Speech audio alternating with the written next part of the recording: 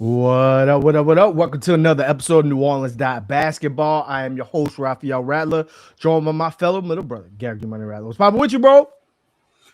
What up, bro? Everything's all good on this side, man. The city was on fire this past weekend, man. It was a good weekend to be a New Orleanian. First of all, shout out to my Purple Knights of St. Augustine High School. Came up a little short against Edna Carr, the dynasty that is Edna Carr. Bro, listen, let me tell you something.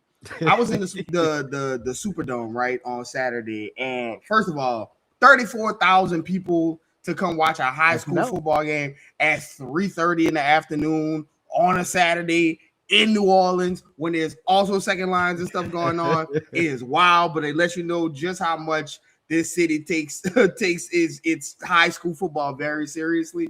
But being in that dome, man, let me tell you, it is a good when you have like something for the city to kind of rally around. There's nothing like New Orleans on that day, right? Whenever that particular thing, and to have all of those alumni from both Carr and St. Aug in the building, it was exciting to see the city kind of rally around something. It was no problems, no issues. What up, Jules? Just a lot of positivity and good football. But man, Carr is ridiculous. They got like 20 people on their team who should be playing on Sundays, skip Saturdays. But shout out to them for doing that. And for having that game. It was incredible, man. It was one like a once in a lifetime thing for the city, because St. Aug is respected as it is, and Carr is respected as it is. So just was a fun experience. And then after the game, you know, there was a Pelican. There was the next day there was a Pelicans game and a Saints game on the same day. And usually you don't really get like lately happy about that. Like, you know, you're gonna probably see one or two losses, right. Lately. But man, how fitting is it to see this city in a weekend that was started off with the future of the NFL and say all the LHSA high school football to leak into the future of the Saints organization and the future of the Pelicans organization, just kind of both shining bright and getting two wins, a victory Sunday for both the Pelicans and the Saints. Just not a lot of weekends you see like this in the city of New Orleans. So man, fire weekend, man. I enjoyed it. I was outside. I was doing with all of that, all the smoke. I was at all of the tailgates and everything. It was awesome to be in the city this weekend. Awesome sports weekend for the city this weekend. So I'm coming off that high, man. How's everything on your side? Everything is blessed. On top of that, Arkansas got a big win in college. Okay, now, yes, Texas sir. Tech in Dallas, so that was a big one. Rematch from Elite Eight last year. But yeah, man, you said it's been a while. It's been almost 2 years exactly since the Saints and the Pelicans both won on the same day. 2 years, that's a long time for teams that play on the same day a lot from that end. But like on top of that is not only that, they're both coming on back-to-back wins, so not just one win, but they're stacking some momentum. And you brought it up, right? Like it's not necessarily, definitely from the Saints' point of view, because they're eliminated, but it's not necessarily the record, it's the idea of hope that you saw this weekend, that you saw fulfill even the stands, the fans like that needed something to clean up, that's looking for a winner in so many ways. And so before we jump into the Pelicans and how things have turned around, hey, Zion's back, things like that, make sure you guys follow us on X, on Twitter, on IG, on TikTok. That's NO_basketball, no E. Make sure you are liking the episode below. And if not already, make sure you are subscribed to NewOrleans.Basketball. So the Pelicans won 2 games in a row. Zion is back before 2026. The crazy thing part, we always start with the injuries because that's always the best place to start with the Pelicans. The only name on the list is DeJounte Murray, who you keep seeing cryptic clips of him in Pelican stuff. He's somewhere. I don't know where, but he's somewhere. I think LA. He's somewhere, and he looks like he's gearing up. Pel shipped that boy off to Wakanda, man. Yeah, he's something, right? But you get news that you are not expecting. That's where you have to start. You're going into this game. Obviously, you play a really tight game versus Spurs. It's crazy. The Spurs are playing crazy. Of course, Victor Wembanyama comes back. It's wild that I text you as soon as when Victor Wembanyama come back, and I saw, oh, okay, can Zion come back early? And sure enough, you get a notification, just like you got the notification that he had been downgraded to questionable before you get the notification that he's been questionable. Later on that day, James Borrego speaks in front of the media and says that Zion practiced the day before. He was expected to be out for 3+ weeks. And in Zion's history, he's never really come back when he was supposed to come back, and he's never come back early when he was supposed to come back. And so it lends to the question a couple of things, which we'll dive into. But the number one thing that was a shocker, you and I start talking about it as soon as, we saw him in the pictures, you saw Zion ramping up and James Borrego talking like he was going to play, was what would the lineup's going to be. And for the first time in his professional career, maybe his career period, I can't imagine too many basketball, any type of sporting event in Zion's entire life where he did not start in. He comes off the bench, comes in, plays a really unique and interesting role for him, but he's effective in that time period. So let's just start there. Zion comes back 2 weeks early, comes off the bench in his first career. What are your thoughts? What are your initial takeaways from Zion's return? Yeah, man, how far we come from him showing up to media day with a broke foot. And I remember that whole entire season. What up, Cole Chiller? What up, Paul? What up, Carter? Appreciate y'all popping in. I remember that whole entire season. We were all the way like at the end of the season. We were doing shows then, and we were like, is Zion going to come back for the last week of the season? Is Zion going to come back if the Pelicans make the playoffs? I remember those shows like they were yesterday. And now we've gone all the way to this point where Zion is coming back from injuries earlier. And listen, you can say, whatever the reason, we see people talking about, it was the Derek Queen effect, and, we have people wanting to be honest, though, like when you're, and it's so easy to, skip forward because these guys are making millions of dollars and, everybody wants to put this entitlement on you regardless of what your age is. But when you're 25 years old and you still feel like you got a whole lot left, and everyone after one game starts talking about you as an afterthought, there probably is a little bit to that in some degree. That boy Zion started feeling like Woody when Andy started playing with Buzz, man. Let me tell you about the strain. But listen, whatever the reason is that motivated him to get back. Listen, if it's Derek Queen, then hell, I'd be wanting to get on the floor with Derek Queen. Right. So I totally understand why. But him coming back is the reasoning behind it is, part of the reason why it was so frustrating for his injury. And what I mean by that is the reason he spoke about it after the game, the reason he's able to come back this early from this injury is because he did a lot of work in the offseason to get himself into shape and stay that way. And to remain, in game shape. He came into training camp. Everybody talked about it at looking as best as he had looked in his entire career.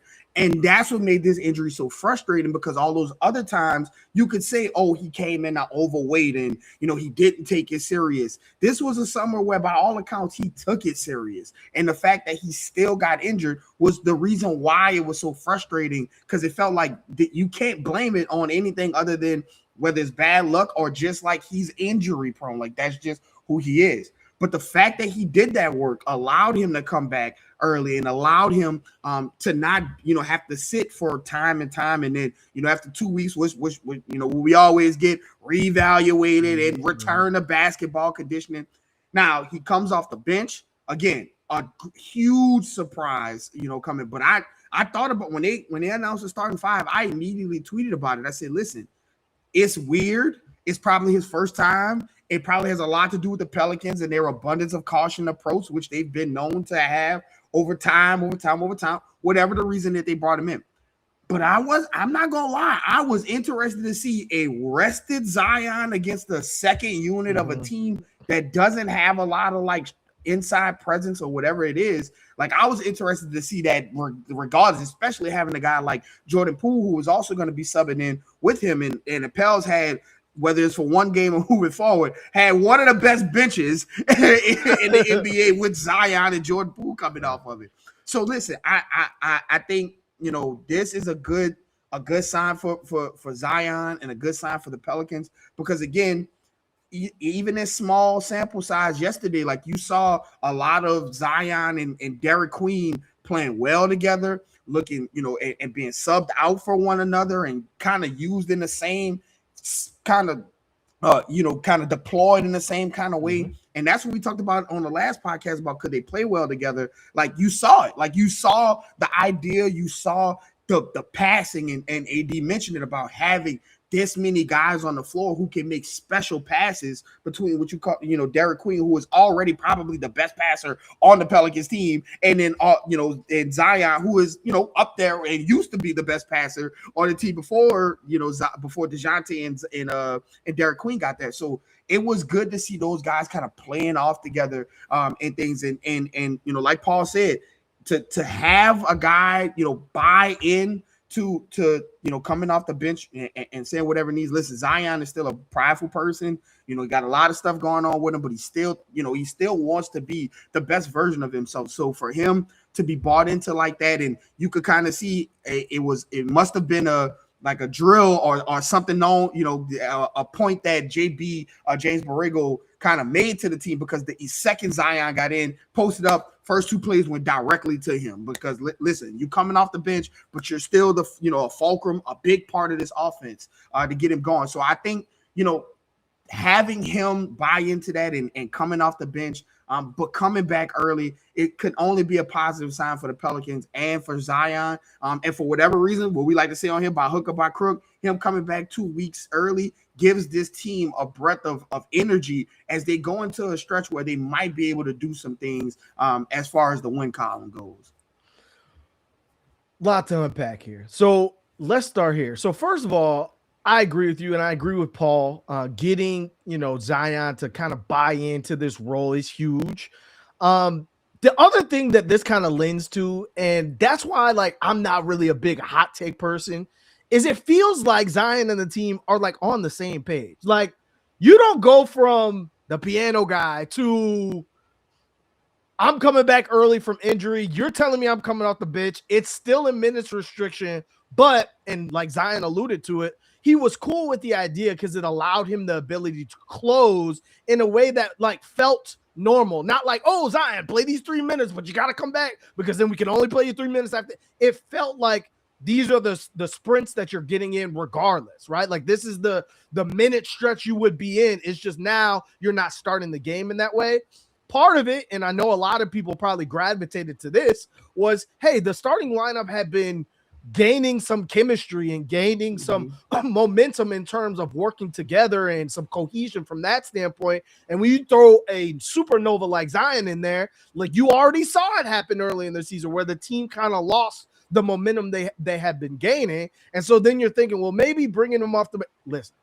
Zion is the best player on this team by a long stretch. Like, there's Zion, and then there is a big gap. I know Derek Queen is doing incredible things. We talked about on the pod, his future is bright. I know Jeremiah Fears is doing incredible things at 19 years old. His future is bright. Trey Murphy's putting up 20 points a game, and he found his ability to and love and passion to dunk the ball again.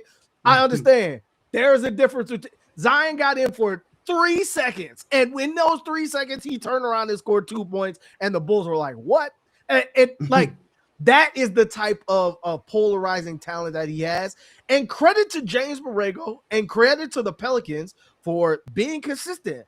What did Joe Dumars say at the beginning of the season? He wanted to build a team that was not centered around one player. And what did James Borrego do in the last 15 games? He built something that was sustainable, that Zion could be added to. Like, when he got in the game, how many times over the last couple of years have we talked about Brandon Ingram coming back from injury or Trey Murphy coming back from injury? And usually it takes them like a couple games to get their rhythm, to get their stride, to find that bounce in their step in terms of their game and things like that. But also the lack of chemistry that was being built along the way also takes a little time once you throw a key player in there. When Zion came in the game off the bench for the first time in his career, it felt flawless, Garrett. It felt smooth. It felt like this was just a part of the team. It wasn't like, oh, well, do we pass the ball to Zion now or do we pass the ball to... It just felt like he was a part of the cog. Now, obviously, he's the biggest part and the biggest star, but it didn't feel like the team was forced to play differently because Zion was now not available. And that's credit to him. That's credit to the coaching staff. That's credit to the roster for building something, even though you've had all these guys go up and down all along the way. Like that is so impossible to build anything with.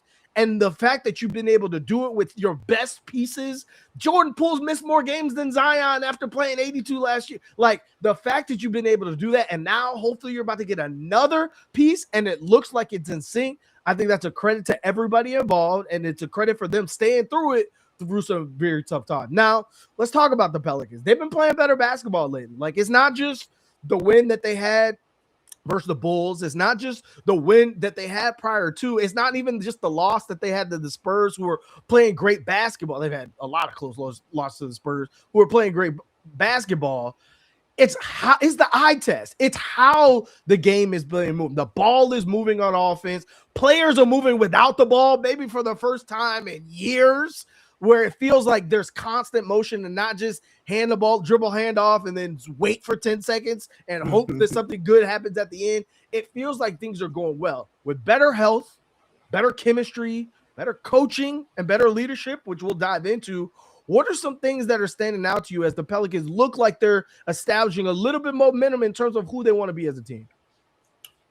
Yeah, it looks like, I think first and foremost, the thing that pops out to me is that the guys who are trying to be the best players on the team, right? When you talk about Trey Murphy, you talk about Derek Queen, talk about Jeremiah Fears, they're starting to figure out the best way to utilize themselves, and then the best way to utilize them, together as a collective unit, right? I think Jeremiah Fears is settling in, and again, what I talked about a couple podcasts ago is that these rookies, as great as their ceilings look and game in and game out, like their game ceilings, like Derek Queen could get you a 30-point triple-double and it wouldn't be out of the realm of possibility. And Jeremiah Fears can get you 25 on a it's the floor raising for me, for them, from those guys, that I think is starting to kind of turn this team a little bit, because you're starting to, like, every single game say, hey, I know I'm going to get this from Derek Queen. I'm going to get this from Jeremiah Fears. The hallmark of a rookie is inconsistency, right? Like some games they look great, and then, some team does an extra, game plan, and they don't look as great, right? But it's starting to feel like Derek Queen and Jeremiah Fears know how to contribute to a game at any way, right? Whether it's the scoring, whether it's pushing the pace, whether it's defense, any of those things. Like, they're learning to contribute in all of the different ways, which raises their floors. And I think that's what makes them good players, because the ceilings are high, but when you're not scoring, how are you contributing? And you can see Derek Queen and his passing and his rebounding, just taking up a lot of space, using his feet on defense, things like that. And speaking of defense, I think that's where a big plus for me also is coming with this team. I think as you see James Borrego get more practicing with this team, because that's one of the lost things about having a coach take over in the middle of the season, or like while there's obviously games going on, is that, yeah, you get another voice in there, but like this voice has to come in, like break old bad habits, install new good habits, install offense. And then probably the last thing that they get to is defense, right? And James Borrego has had a condensed schedule. Everybody's already talking about what the NBA Cup has done to the schedule and how there's so many games back to back to back and flying across, countries and the country and time zone. They've already talked about everybody. Well, you can Google and see anybody, any NBA aficionado is talking about this condensed season. And now you throwing on top of that, like a new coach with a new, having to break those old habits, create his new habits and install his things. And then on top of that, like 2 of the best players are rookies. And then on top of that, the best player is not playing. And so it was a lot for James Borrego to address and get to. But I think you can finally start seeing like he's getting to the defense, right? He talked about defense was the things that he was going to work on this past, this break that they've had. And then you saw it yesterday. Like, of course, the Pelicans, they don't hold players, don't hold teams under 100 or whatever the case is. That's not the measure of the NBA right now as far as defenses. One of the things that stuck out to me yesterday, how I know the defense is starting to work a little bit. You can see the Pelicans obviously rotating, right? Getting the people, helping the helper, hedging, getting back on defense. But there was a stretch in, I want to say it was like the second or third quarter. I can't remember exactly, but they were funneling shots to Isaac Okoro, and he was taking them, and he missed like 3 in a row, and they kept funneling it to him, and then he made one. And my hallmark of a good defense right there is that you don't overreact to the things that you want to happen when they go wrong, right? So you funnel in the shots at him. He makes 1 or 2. The Pelican, I saw Derek Queen. It was Derek Queen. They swung it to him again for another open 3. Derek Queen did not. He hedged a little bit and then went back for the rebound. Okoro missed it. You have multiple bodies in the at the perimeter. When you do your job, that's what happens, right? It may end up in an open shot. Sometimes it goes in, sometimes but the job is to get this person to shoot a 3-pointer, and you don't overreact and you don't break the game plan because of 1 or 2 makes. And that almost brought a tear to my eye because I was like, that's coaching. That's good defense. Know your personnel, because this is the NBA. Shots are going to go in, but you can't get away. The best defenses, they don't bend just because you beat them 1 or 2 times, if that's the game plan to make that happen. And so those are those 2 things. I think that is the things that's standing out for me when you see the Pelicans team playing improved basketball. It's the wins are what you want, obviously, but even in some of the losses, you can see these guys kind of playing differently, doing different things that you saw at the beginning that put them in opportunities to win games late. Yeah, I mean, you started with the main players, Trey Murphy being more of a finisher, even though he's showing a little bit more off the dribble and getting to the basket and being aggressive there. But he's playing off Derek Queen. He's playing off Zion again. He's playing off Jeremiah Fears, and he's excelling in that role. He's on pace to have more dunks than he's had in his entire career in a given season. And this is after starting the season refusing to go to the basket at all. So that talks to the pickup that Trey's had in his game. And it looks like, we talked about it earlier this season. He didn't look like he was having a lot of fun playing ball. Now you see him flying through the air, screaming, yelling, playing peekaboo, doing the LeBron, or when he fall on the ground. Like, he looks like he has found his joy in basketball now, playing with guys who are looking for him and looking to get him easy buckets by dunking or 1 dribble, getting to the rim and finishing.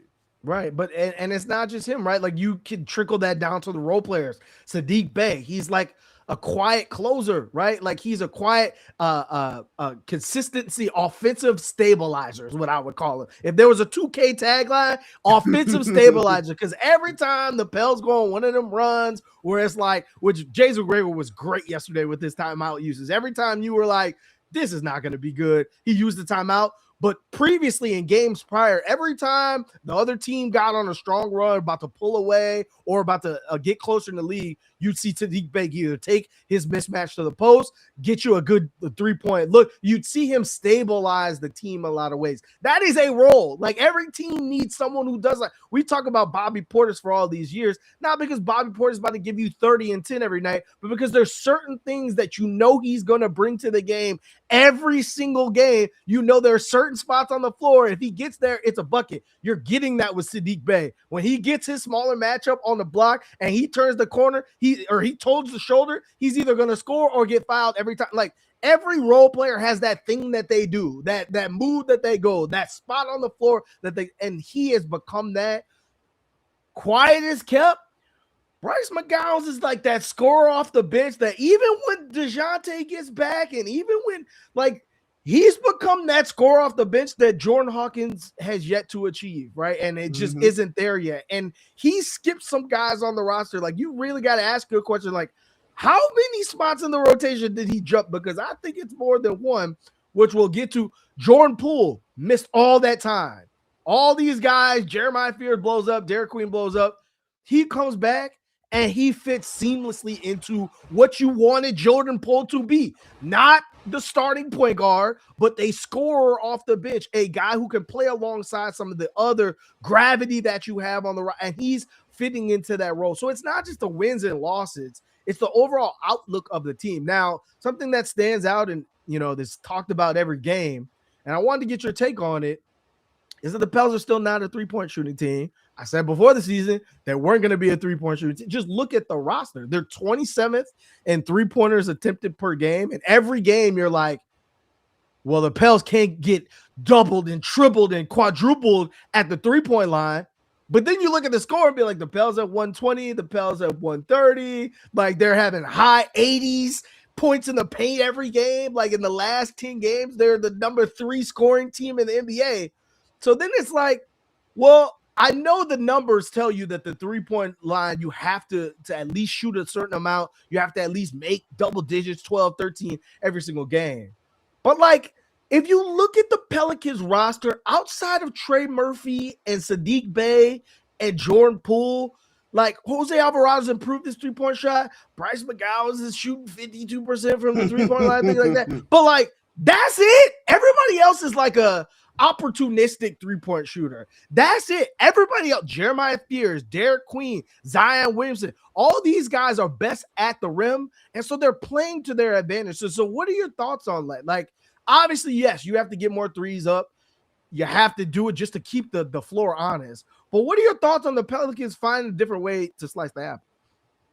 Yeah, I mean, if you're not going to, light the world on fire from the three-point line, like, you have to go in there and get 80 points at the in the paint the way the Pelicans have. Without Zion. Yeah, right. Without Zion, like these last 2 games. And so what tends to happen with teams, who have a lot of three-point shooters, like, they don't get to the line. They don't have they falter in other ways, right? Like, they don't get to the line.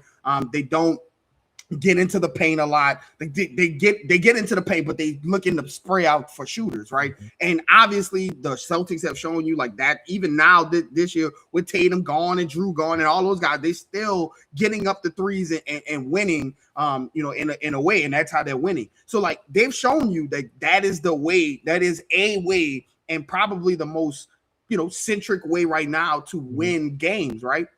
However, the Pelicans, again, describing this team is unique forever, right? They have 3 players. They have 3 players right now who really excel at being in the paint when you talk about their starting lineup, or who you expect to be in the starting lineup. When you talk about Zion, Derek Queen, and Jeremiah Fears, and one of those guys has a way to get into the paint that works in the half court wise. When you talk about Jeremiah Fears, as well as like in transition. And so if you shoot, 2 threes, right, and you make one, right, like, of course that metric and those, the analytics tell you, like, that's the best way to get it. But if I go in and I shoot 3 straight 2s and I make through all of them and I get fouled on one, like, that is, you can make up points that way. You're seeing the Pelicans do that. And so when you add the fact that they're trying to play with more space and they're with more pace, and they're trying to move the ball and fly around, and you have, again, the Pelicans aren't devoid of talent. Like, they have guys who can score, who can put the ball in the rim. They just haven't had them all available, and they haven't been able to put it together as far as the wins go. But, like, if you look around the landscape, everybody's like, well, how can we get Herb Jones out of that? How can we get Trey Murphy out of there? Is Jeremiah Fears available? Is Derek Queen available? Is Zion available? Jose Alvarado is getting traded. So, like, they have players that can do things. But when you couple the fact that you have guys who are trying to push the pace, trying to push the ball, and then you have 3 guys in the, which you would think the starting lineup, 3 guys who excel at being in the paint and can do a lot of different things in the paint, and Zion, who is a historic paint scorer. Like, this is what you do, right? You bludgeon teams in the paint. and you let that open up the 3-point shot. Now, is it something that you can sustain, all season? What happens when the fouls aren't being called and things like that? We've seen Zion go through that when the wall is being built and things like that. Teams are going to make you obviously start shooting, and you're going to have to make those shots. But if you can get into the paint over and over again, we've seen Zion foul people out, back-to-back games, star players and back-to-back games and things like that. If you can bludgeon teams in the paint and score the way the Pelicans are scoring in the paint, then you have a chance to put up these points that teams, and if teams aren't hitting, 25, 30, if they're hitting 15 threes, and instead of 25 and 30, then you can win those games, right? And you saw those games when you talk about these last 2 games that they won. And so it's a unique brand of basketball being played. And again, Derek Queen is a unique player. Zion is a unique player. These are guys that, the comps of them are very light and few and far in between. And so these guys are using their ability and their comfort around the paint to just really run up the points and get there and get to the line and things like that. Right. I mean, some of the things that we looked at out of Derek Queen and Jeremiah Fears coming out of college is that they were both really good at getting to the line in college, right? As freshmen in the NCAA. And so they're just bringing that with them. Now you see the onus coming from the entire team. And yes, I do think that there needs to be more 3-point shooters. And if the best way to get more 3-pointers up and to make more is to have more 3-point shooters available. Now the Pelicans have missed a match in that regard, and they have shooters available, but it's just, how do you space the floor when certain lineups are in? Now, the other thing you talked about to kind of start how things have kind of turned in the better direction these last couple games on the defensive end, you're funneling shots to guys you wanted to. Well, earlier in the season, not too long ago, guys that out of nowhere, Moses Moody, shout out Arkansas, guys that that don't normally have these type of performances were having these performances. But the difference in terms of how the Pelicans are playing is that these guys aren't catching in rhythm, catch and shoot. They're still NBA players. They're catching in the shot clock or after 4 passes, or you have to shoot this one even though you don't want to shoot them threes. And that's the difference. That's what I break down to the Pelicans. It's always been to me, especially since Zion's been on this team, not necessarily the 3-point volume. Yes, you need to shoot a lot to keep them honest, but the quality of the threes. Because if 5 guys are guarding Zion, you are giving other NBA players wide open 3-point shots. And so the quality of their threes are going to be significantly better, and they have to hit those time and time again. Now, something that is quiet as kept, but we talk about the technical foul race between Jeremiah Fears and Derek Queen that's going on this season. I think Jeremiah Fears is going to run away with that one. But in terms of Rookie of the Year, we talked about it last week. You saw Derek Queen have the 30-point triple-double and the first that and this and that and that and that. And then you see Jeremiah Fears come back the next game at 20.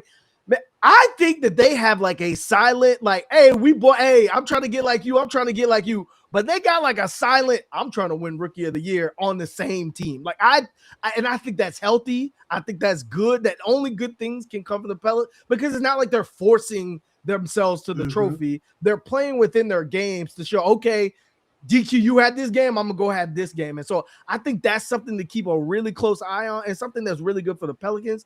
The other thing is, and we talked about this, the reason why things feel like they're heading in a better direction despite the record, I think just the leadership has been completely different than what you've seen last couple years with Willie Green. And again, it's not to knock Willie Green or beat a dead horse, but if you look at certain things, we talk about the timeouts, right? How many times were the Pels on long runs and you're like, call a timeout now, call a timeout now. It feels like every time, and last night was a perfect example of the Pelicans needing a timeout. James Borrego is the one that counts, but it's not just timeouts. His after timeout plays, they're getting good shots after a bad possession where you have to call them out. They're coming back in and getting good shots, wide open threes to trade, or right over shots on the buckets. The technical fouls, a lot of the technical fouls, I say a lot. I don't know how many Willie got, but it couldn't have been that many over the last couple of years. It felt like it was things have already escalated. I'm going to get a technical foul a quarter later or try to get thrown out. Whereas like with James Borrego, in the moment, like we talk about basketball being played at windows, in the moment as a coach, you have to feel it that, hey, man, if I don't make something happen here, the refs are going to call this the same way all game. So even if I got to eat the technical because Zion just got mugged on the way to rip, damn it, that's what I'm going to do.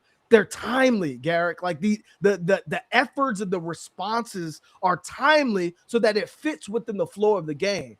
Technical foul. Think about sticking it to the same play that works over and over. How many times on offense did we watch the Pelicans run the same play with Trey drags around the baseline and things like that, and when it wasn't working? Whereas James Borrego finds something and you keep running and you keep poking at it until the defense makes you do something else, and then you switch it up. You feel as if his pulse is on the game from that standpoint. And like the most important thing outside of like using challenges, like proactively using challenges, is the adjustments to the adjustments. We talk about like the little small situational substitutions that are happening, but it's not just that. When last night when the Bulls are like, okay, well, Carlos coming in and mucking up the game, or Eves are coming in and having 8 rebounds, or we're going to go to Jalen Smith instead of Zach Collins because he gives them more athleticism. Well, then James Borrego turns around and brings a lineup in that's bigger, right? And then the Bulls have to adjust.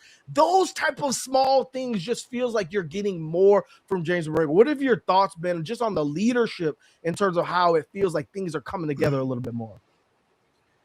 Yeah, that was one of the things that I was so frustrated about, with Willie Green, was that there was a lot of times where he felt detached from the game, right? Like it was more attached to the game plan than the game itself.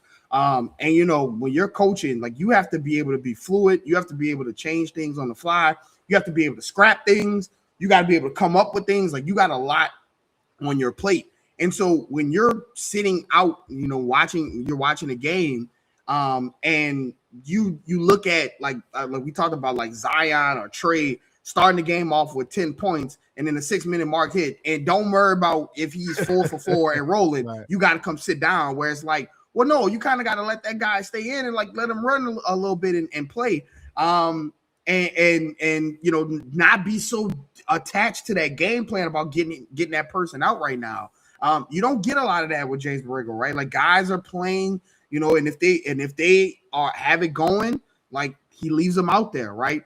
I think what the thing that I like about James Borrego that is a big difference from what we saw with Willie Green is that he's not only playing guys down, when you need Bryce McGowan. Bryce McGowan's been on the team the whole year, but like all of a sudden, like you just bring in case of emergency, and now James Borrego's first game, he put Bryce McGowan's in the game in the rotation.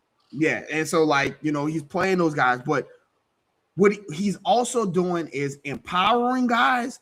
But I like the fact that when guys start to get a little bit out of pocket, you can kind of see him rein them in, right? Like we talked a lot about that with Herb Jones, right? The Portland game, Herb looked like that was the most Herb Jonesy he's looked all season. He looked like the guy that everybody, getting in the lanes, cutting, passing, making smart plays, not with careless turnovers, not with careless like 3-point shots, hoisted up with 19 seconds on the clock just because he's open. Like again, they're funneling the shots to you for a reason.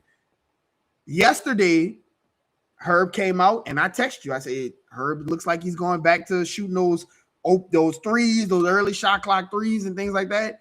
And then you saw Herb, right? And then you saw Herb get, he went to the bench, and it was a normal substitution. But go back and watch it. His first substitution, you can see James Borrego go to him. I'm not saying that he went to him and said, hey, let's get back to what you do best. But Herb picked up his level of play on the offensive end, going forward. And he started to make better decisions and make better plays. And he still took his threes, and he made one or two of them, but it wasn't the same thing. And you see a lot of that. Like we talked about the Jeremiah Fairs, subbing him out for a second just to talk to him and get him together, get his mind right, and then put him right back in, as opposed to sitting him and letting, whatever impact that he could have on a game, just kind of go to the wayside, and then bringing him in to try to save, a sinking ship. I think those are the things that make a mark of a coach that knows his team and is also aware of the situation that with his team, the buttons that his team needs to be pressed at certain times. So yeah, I think that you can see market change. You saw it at the beginning, like when he first got there, like you saw market change. Even in that Denver game, like you in that Laker game, like you saw market change. But I think he needed more time. He needed more practices. And I think you're starting to see guys buy into the system because everybody is able to flourish and be maximized in a role and in the use that makes, that suits them the best. And you're starting to see the results of it on both sides of the ball. Well, you know what else he needed? He needed Jordan Poole. He needed Herb Jones. He needed Zion Williamson. And so, again, there's a lot of good things to see from James Borrego. It'll be very interesting to see how the Pelicans can or cannot rally for the rest of the season to see if James Borrego holds that job going in that next season or not. But as guys get healthy, this is where we were all season before the season started, and we asked for reasonable health, which did not come in the first quarter of the season. The question was never, okay, now you have all these players. It was always, what do you do with it? And how do you use a deep roster that's versatile and has a lot of players that can do a lot of different things? Now that guys are starting to get healthy, I want to get into the rotation conversation because there's a lot of things I like from James Borrego in terms of what he's brought from a leadership perspective. There's also question marks I have with the rotation as well. I understand the concept of trying to find lineups and players that play together when you have a lot of guys who can contribute on both ends of the floor. But I'm not sure the Pelicans at 5-22 are at a place where they can have a lineup on the court without Zion, without Trey Murphy, without Derek Queen, without Jordan Poole. I don't know if Jeremiah Fears is there yet, or Jose Alvarado is there yet, where you could do that. I understand the experiment from James Borrego trying to see what works and things like that. But I'm going to go ahead and say that one doesn't work. I'm going to go back to my question from earlier. How many players has Bryce McGowan skipped on the depth chart? Jordan Hawkins, for sure. He is buried at this point. Micah Peavy, for sure. Even though Micah Peavy's an older player, Bryce McGowan has more experience in the league, and you can tell, and you can see it. Here's where, we just got to get into it, Garrick. So Jose's played really well. Jose Alvarado's played really well to start this season, and we've talked about it. Just his expansion, his growth as a three-point shooter and things like that. But there are going to be games, especially when you have a lot of talent, where size matters. Especially this game coming up versus Houston, where they play 8 centers every night. Their starting the point guard is 6'8" and can jump out the gym. Size is going to matter. And I understand that Jose is a very good perimeter defender, but at some point, 6 foot gives way to 6'8" with a 40-pound weight difference and things like that. And so, I look at Bryce McGowan and I'm saying, okay, if you've got Zion back, you've got Jordan Poole back, you've got Jeremiah Fears back, DeJounte Murray, hopefully you see him early in 2026 or at some point soon. You have a lot of your initiators back in the lineup. So if Jose is not going to be an initiator, he's an off-ball player at that point. So either he's catching and shooting, or you're not throwing lobs to Jose. I guess you got to get the DQ bounce pass after he goes screaming off the screen. But outside of that, you're an off-ball player. You're a finisher of the play. If you're going to be a finisher of the play, why wouldn't you want that player to be a Carlo Makovich, who yet again last night doesn't play the game before, last night doesn't play at the beginning of the first couple quarters, comes into the fourth quarter and makes an instant impact. The game before, he came in for 2 minutes and had 3 rebounds, 2 blocks, a lot. I'm not sure why James Borrego just has not leaned more into just the double bigs. I'm not saying take Derek Queen off the court. I'm not saying take Yves Missi off the court. But I'm saying if you're going to have guys that are off-ball players and not initiators because you have some of your other guys back, I think Jose Alvarado is going to be the odd man. And this is before DeJounte gets back. What are your thoughts on the guard situation, the rotation situation as it stands? Yeah, we all knew it was coming, and here it is. Like I tweeted about it yesterday. This is the next, crossroads and like thing that James Borrego has to deal with, right? The good thing, it's a good and bad thing to have guys who come in, step in, and elevate their roles and play well when other guys are hurt or not available, because then those guys are the guys who have gotten you through the treacherous water and who have shown to have skill and be able to step up and do things.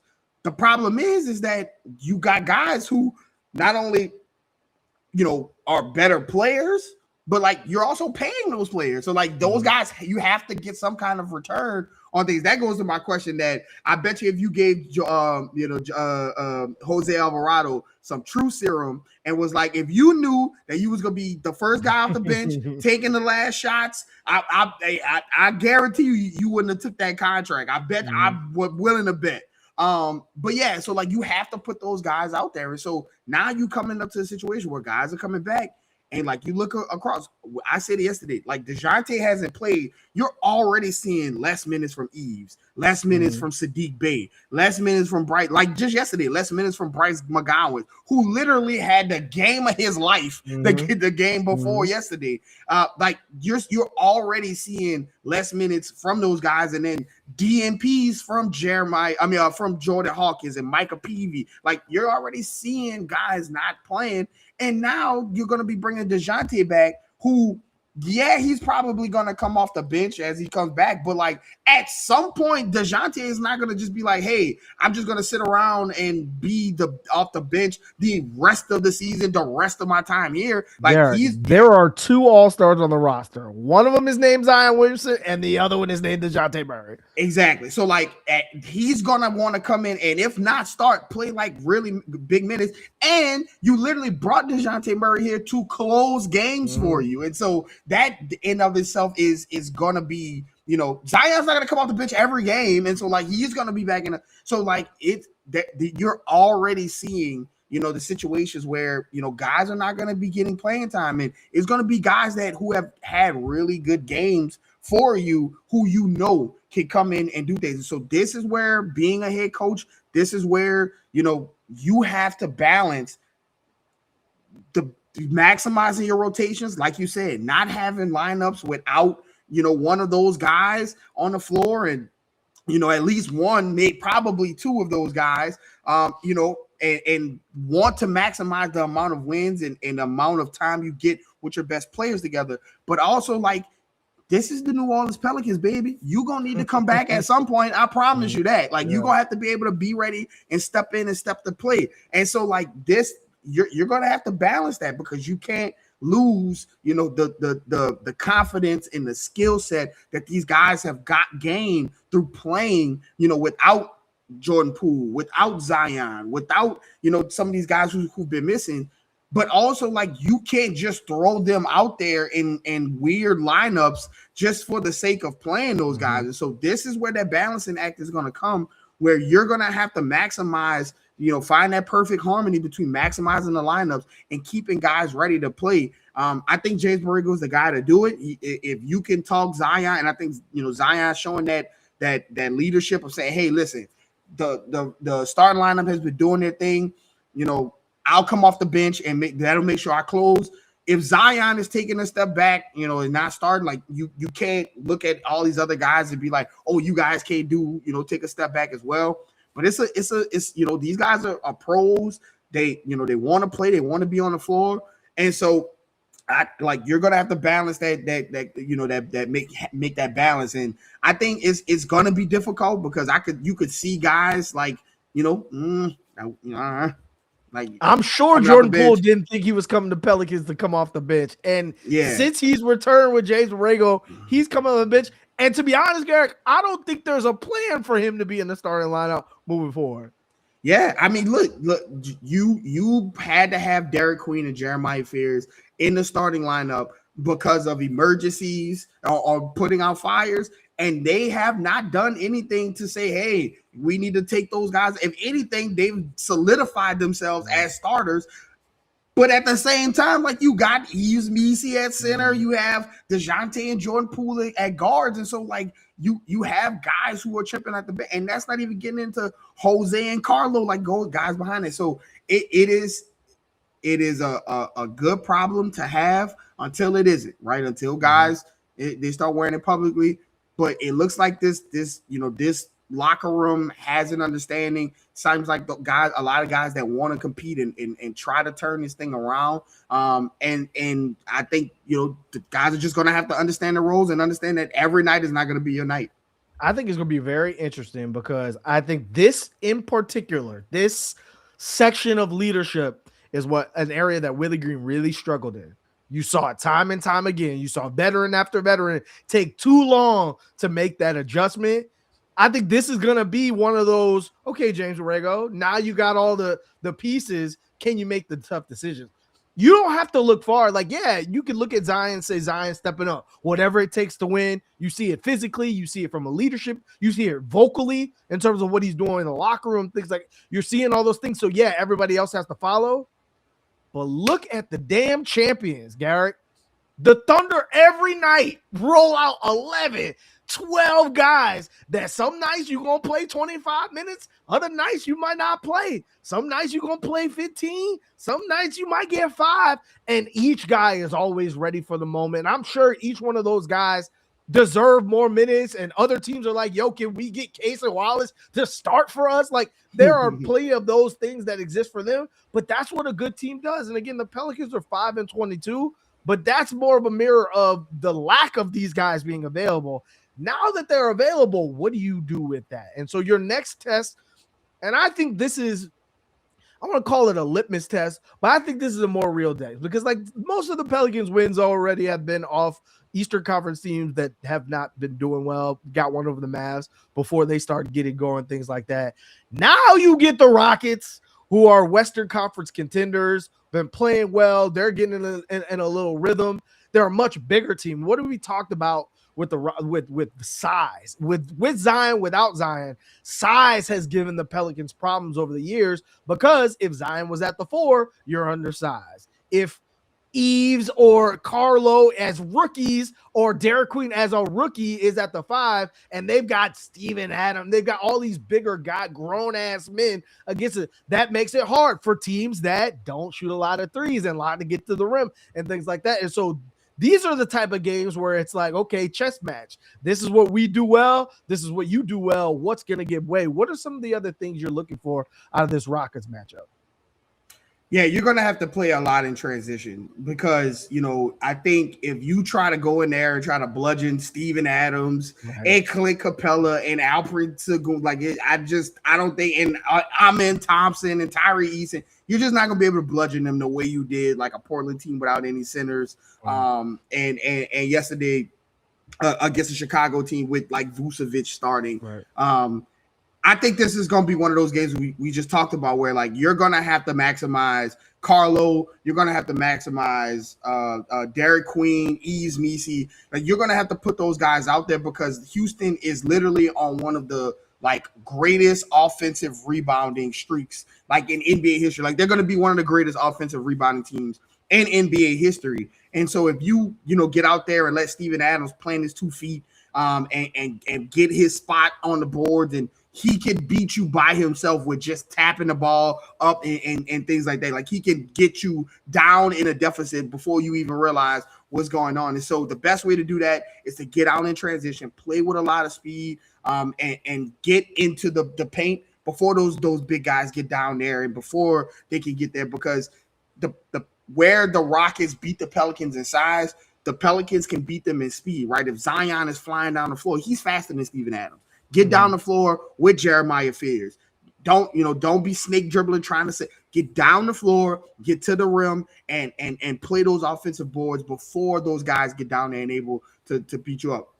I think another thing is Amen Thompson is a very variance player. He is a star in the sense he can completely affect the game in a whole bunch of different ways. But similar to Isaac Okoro, you want to force those threes to him, force those kickouts to him, and be ready to play the back. And now he can hit, he's improved his shot a lot, But like you don't want to overreact. Yeah. You don't want to overreact to that. So funnel those shots to him. Continue with the rotations, helping the helper and things like that. But when the shots get out to Amin Thompson, you have to find a body, turn around, find a body, and everybody find a body and get the board and fight on the boards, because that's going to be your way to get on the boards and do those things. Those guys are big, they're mean, they're physical. And so you have to be able to use the speed that you have and the unique kind of size that you have in order to get those guys moving, to get those guys up and down the floor, and to beat them to spots, and turn around and box out. So I think this is going to be a game that's won by I think if you look at the box score, if the Pelicans get absolutely drummed in the rebound department and they lose like the fast break battle, I think that's where you'll see, hey, the Pelicans didn't do it. But if they're losing the rebound battle, but they're like doubling the Rockets in fast break, I think that is the way that this team can win and be compared and keep this win streak going. Right. I see it in the comments. That's funny. A bench mob of Zion, DeJounte, and Jordan. Insane thing to think that although three of those players could be coming off the bench for the Pelicans in the January. Look, my thing with Zion, I don't care if Zion comes to the bench or not. As long as he's playing the most amount of minutes he's allowed to play on this restriction, he needs to play versus the Rockets. From that, I'm going to go back to the first thing you said. My question is, what is the rotation? You cannot throw a bunch of 6-foot players out there versus the Rockets. They will eat you alive, right? Like on the boards, offensively or defensively. I just don't think that's the best way to do it. So I'm looking at Karlo Matkovic just because he's the only big on the roster, the only one who can space the floor and who can rim protect and who's a lob threat. And so if you can't use that in a game where the Rockets and Ime Udoka are going to stack the paint and make anyone beat them but Zion, if you can't put another big, because Derek Queen's not a shooter like that, on the floor somewhere to help you both in rebounding, but also who can space the floor, I'm not sure another game in which Karlo would be available or be necessary from that standpoint. So I'm looking at that, just how James Borrego adjusts to what you saw last game and see what you bring in this game. My other question is the defense better, right? I see it in the comments, chemistry and having more practice this week. Like, yeah, the NBA Cup has sucked for all the teams involved. For the teams that are 5-22, you've got a lot of practice time. So you've been at the crib working on rotations, working on communications and things like that. Can you bring defense to this game? Because I think that'll be important for that. You talk about getting out in transition.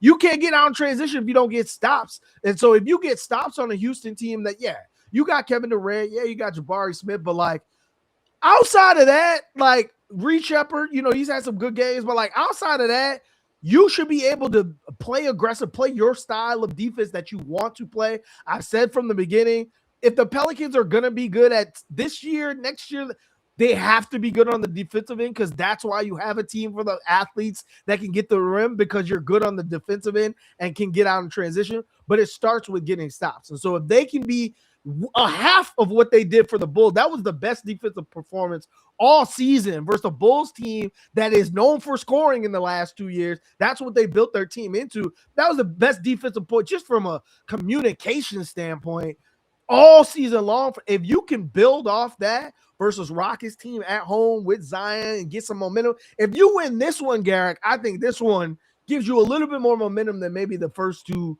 wins of the season that you won for Charlotte and Mavericks and things like that. And so that's what I'm always on the defensive side. But if the Pelicans can bring the defensive hat, they give themselves a chance. So with that being said, Garrick, that's all we got left for you. The Pelicans have won 2 games in a row. Shout out to the Saints. They won 2 games in a row. Zion is back. DeJounte's around the corner. If there was ever a time to put some things together, get some wins together, and just make it interesting going into 2026, it's now. What you got left for the people, Garrick?